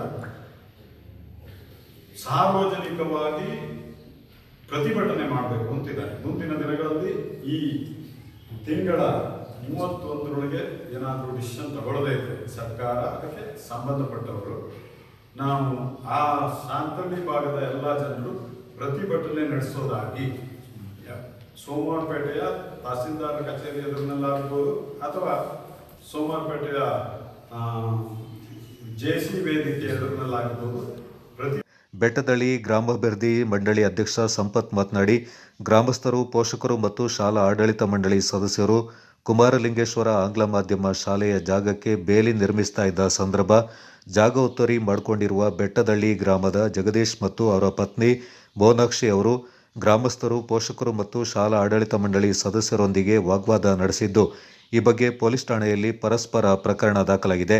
ಆರೋಪಿತ ಮೋನಾಕ್ಷಿ ಎಂಬುವರು ಸೋಮವಾರಪೇಟೆ ಸರ್ಕಾರಿ ಆಸ್ಪತ್ರೆಯಲ್ಲಿ NHM NB SU staff nurse ಆಗಿ ಕಾರ್ಯನಿರ್ವಹಿಸ್ತಾ ಇದ್ದು, ಅವರು ಜಾಗ ಕಬಳಿಕೆಯ ಗಲಾಟೆ ಆದ ಬಳಿಕ ಇವರ ವಿರುದ್ಧ ಜಗಳಕ್ಕೆ ಬಂದಂಥವರು ಮತ್ತು ಇವರ ವಿರುದ್ಧ ಚಕಾರ ಎತ್ತಿದವರು ಆಸ್ಪತ್ರೆಗೆ ಬಂದಿದ್ದನ್ನು ಕಂಡ್ರೆ ಇವರಿಗೆ ಬೇಡವಾದ ಚಿಕಿತ್ಸೆ ನೀಡಿ ತೊಂದರೆಗೀಡು ಮಾಡ್ತೇನೆ ಅಂತ ಕೆಲವರ ಬಳಿ ದೂರು ಹೇಳಿಕೊಂಡು ತಿರುಗುತ್ತಾ ಇದ್ದು, ಇವರನ್ನ ಕೂಡಲೇ ವರ್ಗಾವಣೆ ಮಾಡಬೇಕೆಂದು ಸಂಪತ್ ಒತ್ತಾಯಿಸಿದ್ದಾರೆ. ಈ ಬಗ್ಗೆ ಕಳೆದ ಜುಲೈ 31ರಂದು ಜಿಲ್ಲಾ ಆರೋಗ್ಯಾಧಿಕಾರಿಗಳಿಗೆ ದೂರು ನೀಡಲಾಗಿದೆ. ಆದರೆ ಇದುವರೆಗೆ ವರ್ಗಾವಣೆಗೊಳಿಸಿಲ್ಲ. ಆಗಸ್ಟ್ 31ರೊಳಗೆ ವರ್ಗಾವಣೆ ಮಾಡದಿದ್ದರೆ ತಾಲೂಕು ಕಚೇರಿ ಎದುರು ಬೆಟ್ಟದಳ್ಳಿ ಗ್ರಾಮಸ್ಥರು ಮತ್ತು ಶಾಲಾ ಆಡಳಿತ ಮಂಡಳಿ ವತಿಯಿಂದ ಪ್ರತಿಭಟನೆ ಹಮ್ಮಿಕೊಳ್ಳಲಾಗುವುದೆಂದು ಎಚ್ಚರಿಕೆ ನೀಡಿದರು. ಸೋಮವಾರಪೇಟೆ ಸರ್ಕಾರಿ ಆಸ್ಪತ್ರೆಯಲ್ಲಿ ಆರೋಪಿತ ನರ್ಸ್ ಕೆಲಸ ಮಾಡ್ತಾ ಇರೋದ್ರಿಂದ ಶಾಲೆಯ ಮಕ್ಕಳು, ಪೋಷಕರು ಮತ್ತು ಗ್ರಾಮಸ್ಥರು ಚಿಕಿತ್ಸೆ ಪಡೆದುಕೊಳ್ಳಲು ಭಯಪಡ್ತಾ ಇದ್ದಾರೆ ಎಂದರು. ಕುಮಾರಲಿಂಗೇಶ್ವರ ವಿದ್ಯಾಸಂಸ್ಥೆ ಅಧ್ಯಕ್ಷರು ಹೇಳಿದಾಗೆ ಈ ಜಾಗದ ಬಗ್ಗೆ ವಿಚಾರಗಳನ್ನು ಮಾತಾಡಿದ್ದಾರೆ ಅವರು. ಅದೇ ಪ್ರಕಾರವಾಗಿ ನಮ್ಮ ಶ್ರೀಕುಮಾರ ವಿದ್ಯಾಸಂಸ್ಥೆಯ ಜಾಗವನ್ನು ಬಳಸಿದಂಥ KB ಜಗದೀಶ್ ಅವರ ಧರ್ಮಪತ್ನಿಯವರು ಮೋನಾಕ್ಷಿಯವರು ಈ ಸೋಮವಾರಪೇಟೆಯ ಸರ್ಕಾರಿ ಆಸ್ಪತ್ರೆಯಲ್ಲಿ ಸೇವೆ ಸಲ್ಲಿಸ್ತಿದ್ದಾರೆ. ಇಲ್ಲಿ ಏನಾಗಿದೆ ಅಂತಂದರೆ, ಈ ನಮ್ಮ ಅಧ್ಯಕ್ಷರು ಮಾತಾಡಿದ ರೀತಿಯಲ್ಲಿ ನಮ್ಮ ಶಾಂತಳಿ ಹೋಬಳಿ ಭಾಗ ಒಂದಲ್ಲ, ಗರ್ವಲೆ ಪಂಚಾಯಿತಿ, ಬೆಳದಳ್ಳಿ ಪಂಚಾಯಿತಿ, ಸಕಲೇಶ್ಪುರ ತಾಲೂಕಿನ ಒಣಗೂರು ಪಂಚಾಯಿತಿ ಹಾಗೂ ಶಾಂತಳಿ ಪಂಚಾಯಿತಿ 4 ಪಂಚಾಯಿತಿಯಿಂದ ನಮ್ಮ ಶಾಲೆಗೆ ಮಕ್ಕಳು ಬರ್ತಾ ಇದ್ದಾರೆ. ಅವ್ರಿಗೆಲ್ಲ ಏನಾಗ್ಬಿಟ್ಟಿದೆ ಅಂದರೆ, ಅವ್ರ ಪೇರೆಂಟ್ಸ್ಗೆಲ್ಲ ಏನಾಗ್ಬಿಟ್ಟಿದೆ ಅಂದರೆ, ಅವ್ರ ಪೇರೆಂಟ್ಸ್ ಆಗಿರ್ಬೋದು, ಆ ಭಾಗದ ಪೋಷಕರು ಯಾರೇ ಆಗಿರ್ಬೋದು ಅಥವಾ ಸದಸ್ಯರು, ಅಲ್ಲಿದ್ದ ಸ್ಥಳೀಯ ಜನಗಳಿಗೆ ಏನಾಗಿದೆ ಅಂದರೆ, ಇವ್ರನ್ನ ಕಂಡು ಒಂದು ರೀತಿ ಭಯ ಉಂಟಾಗಿದೆ. ಇವರು ಹೋದಲ್ಲಿ ಬಂದಲ್ಲಿ ಹೇಳ್ಕೊಂಡು ತಿರುಗಿದ್ದಾರೆ ಏನಂತ, ಯಾರೇ ಬಂದರೂ ನಾನು ಕಲಿಸ್ತೀನಿ, ಇದು ಮಾಡ್ತೀನಿ ಅಲ್ಲಿ ಆಸ್ಪತ್ರೆಯಲ್ಲಿ ಏನು ಮಾಡಬೇಕು ನನಗೆ ಗೊತ್ತಿದೆ ಅಂತ ಹೇಳಿ ಮಾಡಿದ್ದಾರೆ. ಈಗ ನಮಗೆಲ್ಲ ಏನು ಬೇಸರ ಸಂಗತಿಯಿಂದ ಮಾಡ್ಕೊಂಡು ಈಗ ತುಂಬ ಒಬ್ಬರಿಗಂತಲ್ಲ, ನಮ್ಮ ನಾಡಿನ ಜನಗೆಲ್ಲ ಭಯ ಆಗಿದೆ. ಈ ದೃಷ್ಟಿಕೋನ ಇಟ್ಕೊಂಡು ಈ ಹಿಂದೆ ನಾವು ನಮ್ಮ ಸಂಸ್ಥೆಯವರು ಮತ್ತು ನಮ್ಮ ಗ್ರಾಮಸ್ಥ ನಾವು ಮಾನ್ಯ ದಂಡಾಧಿಕಾರಿಗೂ, ಶಾಸಕರಿಗೂ ಹಾಗೂ ಕೊಡಗು ಜಿಲ್ಲಾ ಆರೋಗ್ಯಾಧಿಕಾರಿಗಳಿಗೂ ಕೂಡ ನಾವು ಮನವಿ ಪತ್ರ ಸಲ್ಲಿಸಿದ್ವಿ. ಅವರು ಯಾವುದೇ ರೀತಿಯಾದಂತಹ ನಮ್ಮ ಮನವಿಗೆ ಹೋಗೊಟ್ಟಿಲ್ಲ. ನಾವು ಯಾವ ರೀತಿ ಮನವಿ ಸಲ್ಲಿಸಿದವರಿಗೆ ಅಂತ ಹೇಳಿದ್ರೆ, ಈ ಮೋನಾಕ್ಷಿ ಎಂಬ ನರ್ಸನ್ನ ಬೇರೆ ಕಡೆ ಟ್ರಾನ್ಸ್ಫರ್ ಮಾಡಬೇಕು. ಇಲ್ಲಿ ಇದ್ದರೆ ನಮಗೆ ಸರ್ಕಾರಿ ಭಾಳ ಭಯವಾಗ್ತದೆ. ಇದು ಕೂಡಲೇ ಆಗಬೇಕಿತ್ತು, ಆಗಿಲ್ಲ. ಈ ದೃಷ್ಟಿಯಿಂದ ನಾವು ಮುಂದಾಲೋಚನೆ ಮಾಡಿ ಈಗ ನಮ್ಮ ಪತ್ರಿಕೋಶ ಅದರ ಉದ್ದೇಶವನ್ನು ಕರೆದಿದ್ವಿ. ದಯಮಾಡಿ ಮಾಧ್ಯಮದ ಮುಖಾಂತರ ನಮಗೆ ಎಲ್ಲ ಅಧಿಕಾರಿಗಳು ಚರ್ಚಿಸಿ ನಮಗೊಂದು ಇದರ ಬಗ್ಗೆ ಫುಲ್ ಡೀಟೇಲ್ಸ್ ನಮಗೆ ಮಾಡಿಕೊಡ್ಬೇಕು. ಇಲ್ಲದಿದ್ದಲ್ಲಿ ಈ ಒಂದು ವಾರ ಟೈಮ್ ಕೊಟ್ಟು ಮುಂದಿನ ದಿನಗಳಲ್ಲಿ ನಾವು ಇದರ ಪ್ರತಿಭಟನೆ ಮಾಡ್ತೀವಿ. ಇಲ್ಲಿ ತಹಶೀಲ್ ಆಫೀಸ್ ಮುಂದಿರ್ಬೋದು ಅಥವಾ ಈಗ ನಮ್ಮ ಸೋಮವಾರಪೇಟೆ ಇದರ JCB ಮುಂಭಾಗಿರ್ಬೋದು. ಇಡೀ ನಮ್ಮ 4 ಗ್ರಾಮ ಪಂಚಾಯತಿ ಸುಮಾರು ಏನು ಬೆದರಿಕೆ ಒಡ್ಡಿದ್ದಾರೆ ಅಂತ ಸರ್, ಬೆದರಿಕೆ ಅಂತಂದರೆ ಇದ್ದು ಬಂದ ಗ್ರಾಮಸ್ಥರ ಜೊತೆ ಹೇಳ್ಕೊಂಡು ತಿರುಗುತ್ತಿದ್ದಾರೆ. ಏನಂತಂದರೆ, ನಿಮ್ಮ ಮಕ್ಕಳಾಗಲಿ ನೀವಾಗಲಿ ಆಸ್ಪತ್ರೆಗೆ ಕರ್ಕೊಂಡು ಬಂದರೆ ನಾನು ಯಾವುದೇ ರೀತಿಯಲ್ಲಿ ಮಾಡಿ ನಿಮ್ಮ ಮಗುಗಾಗಲಿ ಅಥವಾ ನಿಮ್ಮ ತಂದೆ ತಾಯಿಗಾಗಲಿ ಏನಾದ್ರು ತೊಂದರೆ ಕೊಡ್ತೀನಿ ಅಂತ ಹೇಳಿ ಆಸ್ಪತ್ರೆಯಲ್ಲಿ ಏನು ಟ್ರೀಟ್ಮೆಂಟ್ ಮೂಲಕನೇ ತೊಂದರೆ ಕೊಡ್ತೀನಿ ಅಂತ ಭಯ ಹೊರಿಸಿದ್ದಾರೆ. ಅದ್ರ ಪ್ರಕಾರವಾಗಿ ನಮ್ಮ ಇಡೀ ನಮ್ಮ ಹುಬ್ಬಳ್ಳಿ ಜನ ತುಂಬ ಭಯದಲ್ಲಿದ್ದಾರೆ, ಮಕ್ಕಳು ಕರ್ಕೊಂಡು ಬರೋಕ್ಕೆ ಇದಕ್ಕೆಲ್ಲ. ಅದ್ರ ಬಗ್ಗೆ ನೀವೇ ಸ್ಪಷ್ಟೀಕರಣ ಅಂತ ದಯವಿಟ್ಟು ಈಗ DH ಆಗಿ ತಿಳಿಸಿ ಮಾನ್ಯ ದಂಡಾಧಿಕಾರಿಗಳು. ಗೋಷ್ಠಿಯಲ್ಲಿ ವಿದ್ಯಾಸಂಸ್ಥೆಯ ಖಜಾಂಚಿ GH ರಾಜೇಶ್, ಬೆಟ್ಟದಳ್ಳಿ ಗ್ರಾಮಾಭಿವೃದ್ಧಿ ಮಂಡಳಿ ಉಪಾಧ್ಯಕ್ಷ ಲೋಕೇಶ್, ಸದಸ್ಯ ಶಿವಕುಮಾರ್ ಪಾಲ್ಗೊಂಡಿದ್ದರು. ರೈತರು ಹಾಗೂ ಭೂ ಹಿಡುವಳಿದಾರರ ಜಮೀನಿನ ದಾಖಲೆಗಳು ಸರಿಯಾಗಿರದೆ ತೊಂದರೆ ಅನುಭವಿಸ್ತಾ ಇದ್ದು, ಸರ್ಕಾರ ಹಲವು ಕ್ರಮಗಳನ್ನು ಕೈಗೊಂಡರೂ ಯಾವುದೇ ಪ್ರಯೋಜನವಾಗಿಲ್ಲ. ಜೊತೆಗೆ ಭೂ ದಾಖಲೆಗಳನ್ನು ಸರಿಪಡಿಸಲು ಹಲವು ವರ್ಷಗಳಿಂದ ಕಂದಾಯ ಇಲಾಖೆಯಲ್ಲಿ ಅಲೆಯುವಂತಾಗಿದೆ. ದಾಖಲಾತಿ ಸರಿ ಇಲ್ಲದಿದ್ದರೆ ಸಂಘದಿಂದ ಕೃಷಿ ಸಾಲ ನೀಡಲು ಸಾಧ್ಯವಾಗದ ಪರಿಸ್ಥಿತಿಯಾಗಿದೆ ಎಂದು ಅಧ್ಯಕ್ಷ ಬಲ್ಲಾರಂಡ ಮಣಿಯುತ್ತಪ್ಪ ಮಾತನಾಡಿ, ಇದಕ್ಕೆ ಸರ್ಕಾರದ ಹಾಗೂ ಕಂದಾಯ ಇಲಾಖೆಯ ನಿರ್ಲಕ್ಷ್ಯತನವೇ ಕಾರಣವೆಂದರು. ಮುಂದಿನ ದಿನಗಳಲ್ಲಿ ಭೂ ದಾಖಲಾತಿಯ ಸಮಸ್ಯೆಯ ಬಗ್ಗೆ ಹೋರಾಟದ ಜೊತೆಗೆ ಕಂದಾಯ ಇಲಾಖೆಗೆ ಮುತ್ತಿಗೆ ಹಾಕುವ ಬಗ್ಗೆ ಮಹಾಸಭೆಯಲ್ಲಿ ಸದಸ್ಯರ ಒಕ್ಕೊರಳ ತೀರ್ಮಾನ ಕೈಗೊಳ್ಳಲಾಯಿತು ಎಂದರು.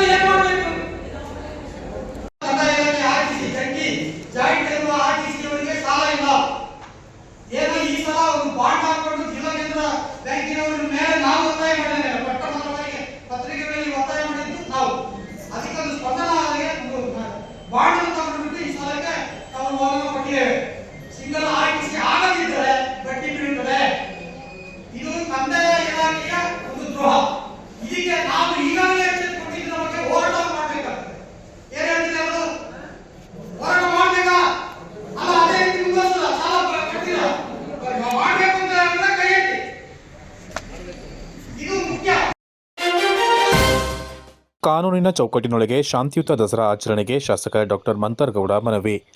ವೈಯಕ್ತಿಕ ವಿಚಾರಗಳಿಗೆ ಆಸ್ಪದ ನೀಡದೆ ಕಾನೂನಿನ ಚೌಕಟ್ಟಿನಡಿಯಲ್ಲಿ ಶಾಂತಿಯುತ ದಸರಾ ಆಚರಿಸುವಂತೆ ಮಡಿಕೇರಿ ಕ್ಷೇತ್ರದ ಶಾಸಕ ಡಾಕ್ಟರ್ ಮಂತರ್ಗೌಡ ಕರೆ ನೀಡಿದರು.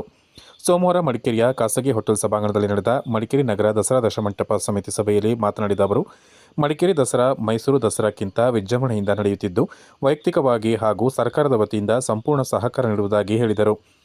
ದಸರಾದಲ್ಲಿ ನನ್ನ 2021ನೇ ಮುಂಚೆ ಬಂದಿದ್ದ ಚಿಕ್ಕ ಮಕ್ಕಳಿದ್ದಂಥ ಸಂದರ್ಭದಲ್ಲಿ, ಬಟ್ ವಿಶೇಷವಾಗಿ 21ನೇ ಇಸ್ವಿಯಿಂದ ನಿರಂತರವಾಗಿ ನಿಮ್ಮ ಜೊತೆ 21-22ನೇ ಇಸ್ವಿಯಿಂದ ನನಗೆ ಗೊತ್ತಿರೋಂಗೆ ಮಡಿಕೇರಿ ದಸರಾ ಇಷ್ಟು ಖುಷಿಯಲ್ಲಿ, ಇಷ್ಟು ಕಂಫರ್ಟೇಬಲ್ ಅಲ್ಲಿ ಮೈಸೂರು ದಸರಾನು ಈ ಮಟ್ಟಕ್ಕೆ ನಡೆಯೋದಿಲ್ಲ ಅಂತ ನನ್ನ ಅಭಿಪ್ರಾಯ.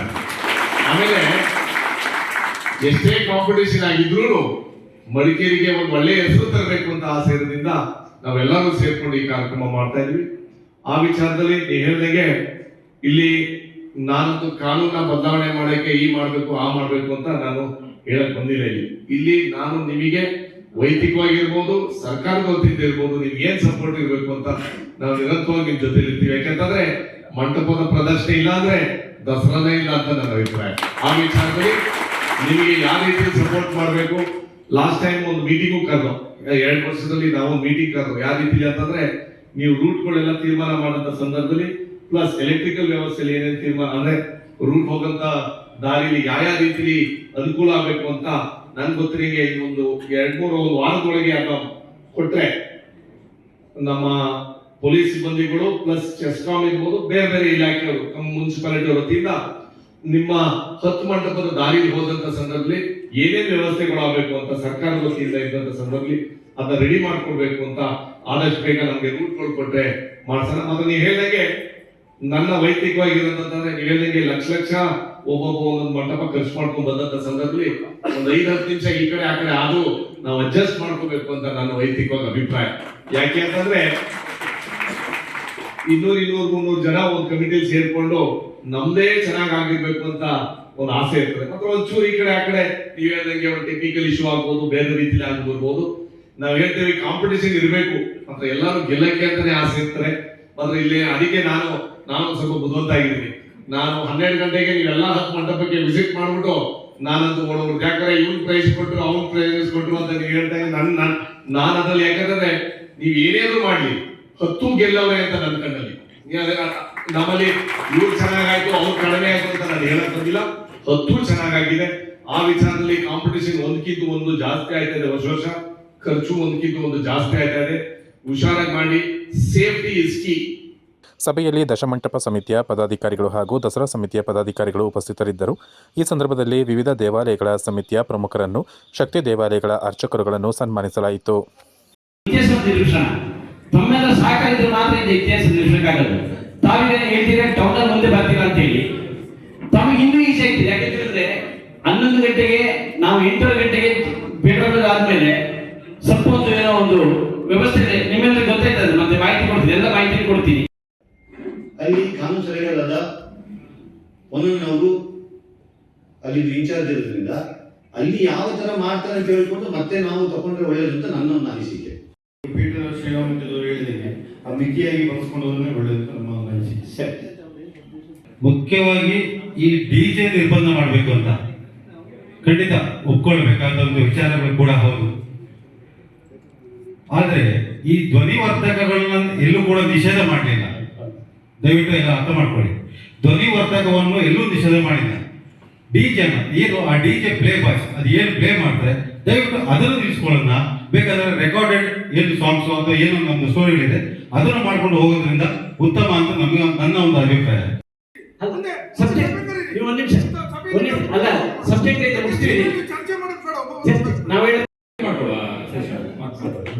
ಸೊ ನಮಗೆ ದಯಮಾಡಿ ಕೋಟೆ ಗಣಪತಿಗೆ ನಿರ್ಧರಿಸಿದಂತಹ ಜಾಗ ಅಲ್ಲಿ ಕೊಡವ ಸಮಾಧಿಗೆ ಎದುರುಗಡೆ 2:30 3 ಗಂಟೆಗೆ ನಮಗೆ ಶೋ ಇದೆ. ಖಂಡಿತ ಕಲಾವಿದರ ಮನೆ ಬಿಡಿ.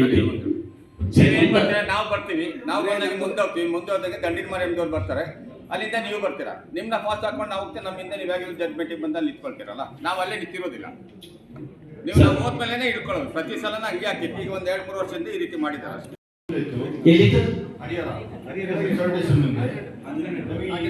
ಆಂಜನೇಯ ಟೆಂಪಲ್ ಈ ಸತಿ ನಮಗೆ ಕಾವೇರಿ ಕಲಾಕ್ಷೇತ್ರ ಮುಂದೆ 11 ಗಂಟೆಗೆ ಈಗ ಮಡಿಕೇರಿ ದಸರಾಕ್ಕೆ ಸ್ಟೇ ತಂದಿರೋದು ಮಡಿಕೇರಿಯಲ್ಲಿ ಇರುವಂತ ನಿವಾಸಿಗಳು, ಆಯ್ತಾ. ವಿರಾಜಪೇಟೆಗೆ ಗೌರಿ ಗಣೇಶ ಉತ್ಸವಕ್ಕೆ ಅಲ್ಲಿ ಯಾರು ಸ್ಟೇ ತಂದಿಲ್ಲ. ಇವತ್ತು ಗಂಟ ಯಾವುದೇ ಊರಲ್ಲಿ ಈ ತರದ ಒಂದು ಪ್ರಾಬ್ಲಮ್ ಇಲ್ಲ. ಇಲ್ಲಿ ಕಾಂಪಿಟೇಷನ್ ಇರೋದೇ ಸೌಂಡ್ ಅಲ್ಲಿ.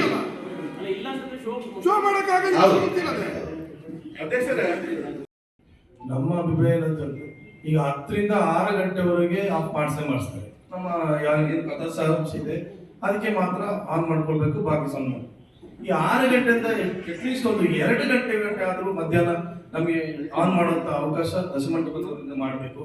ಈಗ ಎಲ್ಲರೂ ಹೇಳ್ತಾರೆ ಇಷ್ಟು. ಈಗ ನಾವು ಯಾವ ಟೈಮಿಂದ ಯಾವ ಟೈಮ್ ಹೊರಗೆ ಹಾಕಬೇಕು ಅಂತ ಹೇಳೋದೇ ಕನ್ಫ್ಯೂಷನ್. ಸಂಜೆ 6 ಗಂಟೆಗೆ ಆನ್ ಮಾಡಿ ಬೆಳಿಗ್ಗೆ 6 ಗಂಟೆಗೆ ಆಫ್ ಮಾಡಬೇಕು, ಅಥವಾ ಬೆಳಿಗ್ಗೆ 6 ಗಂಟೆಯಿಂದ ಸಂಜೆ 6 ಗಂಟೆ ಇಡಬೇಕಂತ.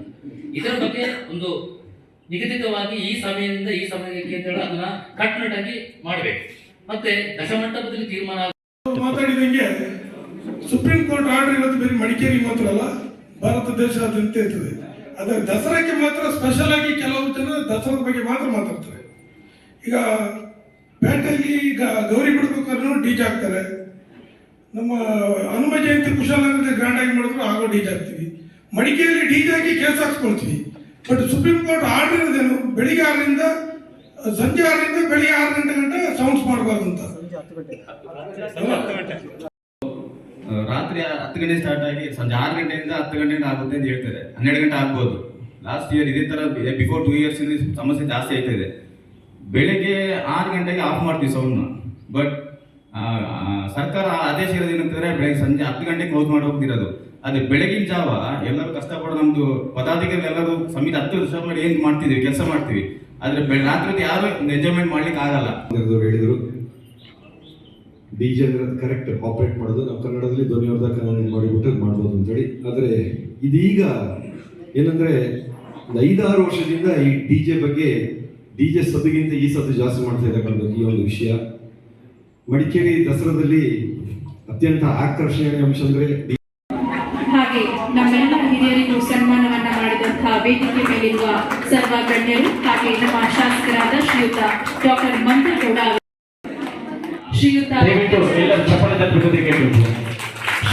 ಗಜರಾಜ ನಾಯ್ಡು, ಶ್ರೀ ಪೇಟ ರಾಮ ಮಂದಿರದಿಂದ ಶ್ರೀಯುತ ದೇವೇಂದ್ರ ಅವರು, ಶ್ರೀ ಬೇಚೂರು ರಾಮ ಮಂದಿರ ದೇವಸ್ಥಾನದಿಂದ ಶ್ರೀ ಆರ್.ಎಸ್. ಬಾಬು ನಾಯ್ಡು, ಶ್ರೀ ಗಂಗಿನ್ ಮಾರಮ್ಮ ದೇವಾಲಯ, ಶ್ರೀಯುತ ಡಿ.ಕೆ. ಮೋಹನ್, ಶ್ರೀ ಚೌಡೇಶ್ವರಿ ದೇವಾಲಯ, ಶ್ರೀ ಕಂಚಿ ಕಾಮಾಕ್ಷಿ ದೇವಾಲಯದಿಂದ ಶ್ರೀ ಉಮೇಶ್ ಸುಬ್ರಹ್ಮಣ್ಯ, ಶ್ರೀ ಕುದುರಕೋಟೆ ಚೌಟಿ ಮಾರಮ್ಮ ದೇವಾಲಯದಿಂದ ಶ್ರೀಯುತ ಎ.ಆರ್. ಮಂಜುನಾಥ್, ಶ್ರೀ ಮಂಜುನಾಥ್ ಅವರು ಶ್ರೀ ಕೋದಂಡರಾಮ ದೇವಾಲಯದಿಂದ, ಕುದುರಕೋಟೆ ಶ್ರೀ ಚೌಟಿ ಮಾರಮ್ಮ ಕರಗ ಸಮಿತಿಯಿಂದ ಶ್ರೀ ಪಿ.ಪಿ.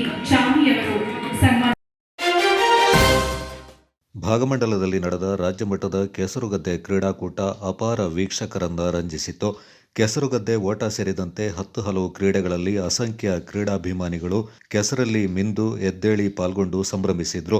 ಜಿಲ್ಲಾ ಪಂಚಾಯಿತಿ, ಜಿಲ್ಲಾಡಳಿತ, ಯುವ ಸಬಲೀಕರಣ ಮತ್ತು ಕ್ರೀಡಾ ಇಲಾಖೆ, ಮಡಿಕೇರಿ ನೆಹರು ಯುವ ಕೇಂದ್ರ, ಕೊಡಗು ಜಿಲ್ಲಾ ಯುವ ಒಕ್ಕೂಟ, ಮಡಿಕೇರಿ, ಸೋಮವಾರಪೇಟೆ ಹಾಗೂ ವಿರಾಜಪೇಟೆ ತಾಲೂಕು ಯುವ ಒಕ್ಕೂಟ ಹಾಗೂ ಶ್ರೀಕೃಷ್ಣ ಯುವಕ ಸಂಘ ಭಾಗಮಂಡಲ ಇವುಗಳ ಸಂಯುಕ್ತಾಶ್ರಯದಲ್ಲಿ ಭಾಗಮಂಡಲದ ಬಳ್ಳಾಡ್ಕ ಅಪ್ಪಾಜಿ ಹಾಗೂ ಮನು ಅವರ ಗದ್ದೆಯಲ್ಲಿ 33ನೇ ವರ್ಷದ ರಾಜ್ಯಮಟ್ಟದ ಕೆಸರುಗದ್ದೆ ಕ್ರೀಡಾಕೂಟವನ್ನು ಆಯೋಜನೆ ಮಾಡಲಾಗಿತ್ತು.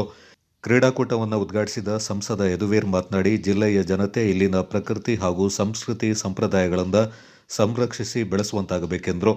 ಮಾಜಿ ಸ್ಪೀಕರ್ ಕೆಜಿ ಬೋಪಯ್ಯ ಮಾತನಾಡಿ, ಕೊಡಗು ಜಿಲ್ಲೆ ಕ್ರೀಡಾ ಕ್ಷೇತ್ರಕ್ಕೆ ಹಲವು ಕ್ರೀಡಾಪಟುಗಳಿಂದ ಕೊಡುಗೆಯಾಗಿ ನೀಡಿದೆ ಎಂದರು. ಕೊಡಗಿನಲ್ಲಿ ಎಲ್ಲರಿಗೂ ಗೊತ್ತಿರೋ ಹಾಗೆ ಮೂಲತಃ ಅಂದರೆ ಕಾಫಿಗಿಂತ ಮುಂಚೆ, ಪೆಪ್ಪರಿಗಿಂತ ಮುಂಚೆ ಇಲ್ಲಿ ಎಲ್ಲರೂ ತಮ್ಮ ಗದ್ದೆಯಲ್ಲೇ ಒಂದು ಭತ್ತ ಬೆಳೆಯುವಂಥದ್ದು ಪದ್ಧತಿ ಇತ್ತು. ಆ ಒಂದು ಪದ್ಧತಿಯಿಂದ ಇಂಥ ಎಲ್ಲ ಕಾರ್ಯಕ್ರಮಗಳನ್ನು ಸೃಷ್ಟಿಯಾಗಿರ್ತಕ್ಕಂಥದ್ದು ನಮ್ಮೆಲ್ಲರಿಗೂ ಗೊತ್ತಿರ್ತಕ್ಕಂಥ ಒಂದು. Kodagu channel news, Duggala Sadananda, ನಾಪಕ್ಲೋ. ಕಾರುಗಳ ನಡುವೆ ಮುಖಾಮುಖಿ ಅಪಘಾತ ಸಂಭವಿಸಿ ಕಾರಿನಲ್ಲಿದ್ದ ಪ್ರಯಾಣಿಕರು ಗಂಭೀರವಾಗಿ ಗಾಯಗೊಂಡು ಆಸ್ಪತ್ರೆಗೆ ದಾಖಲಾಗಿರುವ ಘಟನೆ ದಾಪಕ್ಲು ಮೂರ್ನಾಡು ಮುಖ್ಯ ರಸ್ತೆಯ ಹೊದವಾಡ ಗ್ರಾಮದ ಬಳಿಬಾಣೆ ಎಂಬಲ್ಲಿ ನಡೆದಿದೆ. ಬರಗೋಡು ಅಭ್ಯತ್ತುಮಂಗಲದ ನಿವಾಸಿಗಳು ಪಾಲೂರು ದೇವಾಲಯದಲ್ಲಿ ಕಾರ್ಯಕ್ರಮ ಮುಗಿಸಿ ಮೂರ್ನಾಡು ಮಾರ್ಗವಾಗಿ ಅಭ್ಯತ್ತುಮಂಗಲ ಕಡೆಗೆ ಮಾರುತಿ ಸ್ವಿಫ್ಟ್ ಕಾರಿನಲ್ಲಿ ತೆರಳುತ್ತಿರುವ ಸಂದರ್ಭ ಮೂರ್ನಾಡು ಭಾಗದಿಂದ ನಾಪಕ್ಲು ಕಡೆಗೆ ಬರ್ತಾ ಇದ್ದ ಹುಂಡೈ ಐ10 ಕಾರಿನ ನಡುವೆ ದಾಪಕ್ಲು ಮೂರ್ನಾಡು ಸಂಪರ್ಕ ಕಲ್ಪಿಸುವ ಮುಖ್ಯ ರಸ್ತೆಯ ಬಳಿಬಾಣೆ ಬಳಿಯ ರಸ್ತೆ ತಿರುವಿನಲ್ಲಿ ಮುಖಾಮುಖಿ ಅಪಘಾತ ಸಂಭವಿಸಿದೆ. ಅಪಘಾತದ ರಭಸಕ್ಕೆ 2 ಕಾರುಗಳು ಜಖಂಗೊಂಡಿವೆ. ಅಪಘಾತದಿಂದ ಹುಂಡೈ ಕಾರಿನಲ್ಲಿದ್ದ ಪ್ರಯಾಣಿಕರು ಹಾಗೂ ಸ್ವಿಫ್ಟ್ ಕಾರಿನಲ್ಲಿ ಪ್ರಯಾಣ ಮಾಡ್ತಾ ಇದ್ದ ಪ್ರಯಾಣಿಕರಿಗೆ ಗಾಯಗಳಾಗಿವೆ. ಗಾಯಾಳುಗಳಿಗೆ ನಾಪಕ್ಲುವಿನ ಸಮುದಾಯ ಆರೋಗ್ಯ ಕೇಂದ್ರದಲ್ಲಿ ಪ್ರಥಮ ಚಿಕಿತ್ಸೆ ಕೊಡಿಸಿದ ಬಳಿಕ ಆಸ್ಪತ್ರೆಯಲ್ಲಿ ಹೆಚ್ಚಿನ ಆಂಬ್ಯುಲೆನ್ಸ್ ವ್ಯವಸ್ಥೆ ಇಲ್ಲದ ಕಾರಣ ಹುಂಡೈ ಐ10 ಕಾರ್ನಲ್ಲಿದ್ದ ಗಾಯಾಳುಗಳನ್ನು ಹೆಚ್ಚಿನ ಚಿಕಿತ್ಸೆಗಾಗಿ ನಾಪಕ್ಲು ಗ್ರಾಮ ಪಂಚಾಯತ್ನ ಮಾಜಿ ಸದಸ್ಯ ಟಿ.ಎ. ಮೊಹಮ್ಮದ್ ಹನೀಫ್ ಅವರು ತಮ್ಮ ವಾಹನದಲ್ಲಿ ಮಡಿಕೇರಿ ಜಿಲ್ಲಾಸ್ಪತ್ರೆಗೆ ದಾಖಲಿಸಿ ಮಾನವೀಯತೆ ಮೆರೆದಿದ್ದಾರೆ. ಘಟನಾ ಸ್ಥಳಕ್ಕೆ ನಾಪೋಕ್ಲು ಪೊಲೀಸರು ಭೇಟಿ ನೀಡಿ ಪರಿಶೀಲಿಸಿ ಮುಂದಿನ ಕ್ರಮ ಕೈಗೊಂಡಿದ್ದಾರೆ. Kodagu channel news, Zakariya, Napoklu.